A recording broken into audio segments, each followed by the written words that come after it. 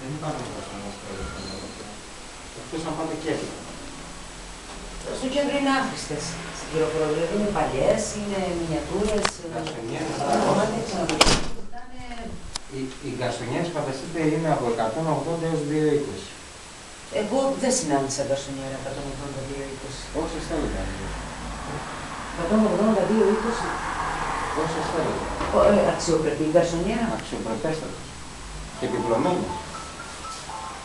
Επιπλωμένες με τα αυτά του ξενοδοχείου, ξέρω εγώ. Ναι, όχι τίποτα σημαντικό, ναι. Και πόσα τετραγωνικά. Έλα Κώστα, 30-40. Ναι. Όχι καθόλου.